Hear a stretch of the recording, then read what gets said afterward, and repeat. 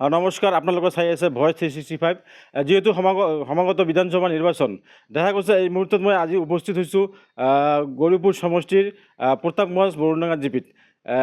দেখা গৈছে পূৰ্বৰ যি বিধায়ক আছিল আব্দুল সোবহান আলী, গোলগঞ্জৰ বিধায়ক আছিল তেওঁ। তেখেতে এইখন সমষ্টিত কি ধৰণৰ উন্নয়ন কৰিছে আজি মই ৰাজ্যৰ পৰা জানিব বিচাৰিম। তেখেতে এতিয়া 5 বছৰত কি সমষ্টিবাসীৰ উন্নয়ন কৰিছে, সমষ্টিবাসীয়ে কেনেধৰণৰ তেওঁৰ পৰা কি পাইছে নাপাইছে, মই প্ৰত্যেকটো ভোটাৰৰ পৰা জানিবলৈ চেষ্টা কৰিম। তেওঁলোকে কিমান সন্তুষ্ট আছে, যিহেতু এইবেলি তেখেতে গৌৰীপুৰ বিধানসভাৰ পৰা কংগ্ৰেছৰ হৈ টিকট বিচাৰিছে। মই পোনে জানিবলৈ চেষ্টা কৰিম ৰাইজৰ ওচৰত, সাধাৰণ যিখিনি ভোটাৰ আছে তেওঁলোকৰ মন্তব্য লোৱাৰ কাৰণে মই চেষ্টা কৰিম। কি ক'ব, যিহেতু পূৰ্বৰ যিজন বিধায়ক আছিল আব্দুল সোবহান আলী, 5টা বছৰ তেওঁ এইখন সমষ্টিৰ পৰা বিধায়ক আছিল, তেওঁৰ পৰা আপোনালোকে কি পাইছে? ঘণ্টা পাইছোঁ, ঘণ্টাডালে পাইছোঁ আমি বিধায়কৰ পৰা, একোৱে পোৱা নাই। একো মানে কি উন্নতি একো উন্নতি হোৱাই নাই। ৰাইজেও কোনো খোজ পোৱা নাই। আপোনালোকে সোবান কোন হয় ভোটৰ পিছত ৰাইজে চিনি নাপায়। এইটো সোবান MLA যে আমাৰ গোলগঞ্জ সমষ্টিত আছিল, চিনিয়ে নাপায় MLA কোন। আপোনালোকৰ কিবা বিপদ আপদৰ সময়ত তেওঁক লগ পায় নে নাপায়? তেওঁ 5 বছৰত এবাৰে আহিছিলে প্ৰতাপগঞ্জ মাৰ্কেটত, যিটো আমাৰ বৰুণডাঙ্গা জিপিৰ হেড অফিচ হয় কংগ্ৰেছৰ, ইলেকশ্যনৰ টাইমত আহি কিনি কিবা এটা কামত আহিছিলে। মই কৈছোঁ ছাৰ 2 মিনিটমান বহিব, আপোনাৰ ওচৰত কিছু প্ৰশ্ন আছে। মই অৰুণোদয়ৰ প্ৰশ্ন সোধাতে তেওঁ মোৰ লগত খং কৰি উঠিছিল। নিউজ চাইছে আপোনালোকে? এইটোও নিউজ হৈছে। এটা বিধায়কৰ মাইণ্ডছেট কেনেকুৱা হ'ব লাগে, তেওঁ বিধায়কৰ যোগ্যই নহয়। 5টা বছৰত একো উন্নতি নাই, পোৱা নাই। আপোনালোক কিবা অৰুণোদয়, কিবা ঘৰ PMG ঘৰ, কিবা আৰু বেলেগ কিবা সাহায্য বুজি পাইছে নেকি তেখেতৰ পৰা? তেখেতৰ পৰা মই কি PMGৰ ঘৰ কি ক'ব?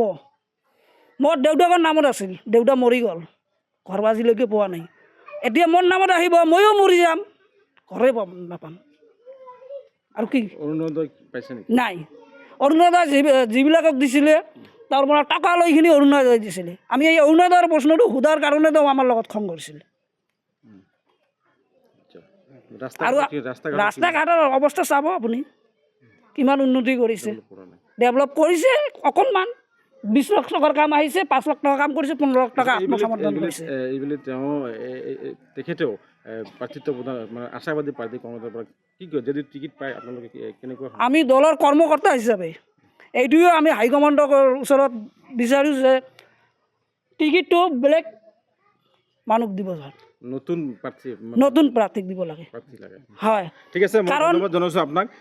মোৰ ওচৰত আৰু মহিলা আছে, আমি মহিলাৰ ওচৰত যাম, তেখেতৰ পৰা কিছু কথা জানিবলৈ চেষ্টা কৰিম। ধন্যবাদ আপোনাক। কি ক'ব, যিহেতু পূৰ্বৰ যিজন বিধায়ক আছিল আব্দুল সোবহান আলী, তেখেতৰ পৰা আপোনালোকে কি সাহায্য পাইছে, কি ধৰণৰ উন্নয়ন কাম?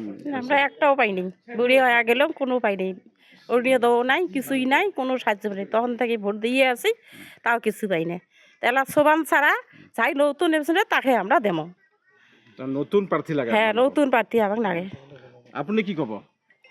আমরা কিছু পাই নাই, আমাকে দিবিছে না দিন, খালি কয় আমাকে তোলো আমার দিমু শোক, তা হচ্ছে তো কিছু দেননি। তো তাই ছাড়া অন্য ধান দাঁড়াইবি, ধান টিট পাইবে, তাহে দিমু। আপনি অরুণোদয় পাইছে নাকি? না, কিছু পাং নাই। মোর একটা বেটি তাইও অচল, তাও কিছু পাই নাই, মুইও পাং নাই। অরুণোদয়টা কিছু আমরা পাইনি। এই বছর কি পরিকল্পনা করছে, কাক বিচারে, কেনেকুৱা প্ৰাৰ্থী বিচাৰে আপোনালোকে? দেয় নাই। কেনেকুৱা প্ৰাৰ্থী বিচাৰে? নতুন প্ৰাৰ্থী লাগে না আগৰ? নতুন লাগে, নতুন উই বাদে ধান দাঁড়াইবে। এইখিনিতে মই যিখিনি ভোটাৰ ৰাইজ আছিল, সাধাৰণ ভোটাৰ ৰাইজ, এই প্ৰতাপগঞ্জৰ বৰুণডাঙ্গা জিপিৰ তেখেতসকলৰ পৰা মই পোনে মন্তব্য লোৱাৰ চেষ্টা কৰিলোঁ। তেওঁলোকে 5টা বছৰত যিজন পূৰ্বৰ বিধায়ক আব্দুল সোবহান আলী আছিল গোলগঞ্জ সমষ্টিৰ পৰা, তেখেতে কি ধৰণৰ উন্নয়ন কৰিছে 5টা বছৰত, ৰাইজৰ মন্তব্য আছিল ৰাইজসকলে একো পোৱা নাই, তেওঁৰ পৰা সন্তুষ্ট নহয়, তেখেতৰ কাম কাজক লৈ একো সন্তুষ্ট নহয়। এইবুলি ৰাইজে, প্ৰতাপগঞ্জৰ ৰাইজে নতুন প্ৰাৰ্থিত্ব বিচাৰিছে। যদি কোনোবাই নতুন কংগ্ৰেছৰ পৰা টিকেট লৈ আহে, তেখেতকে ভোট প্ৰদান কৰিব বুলি ৰাইজে মন্তব্য আগবঢ়ায়।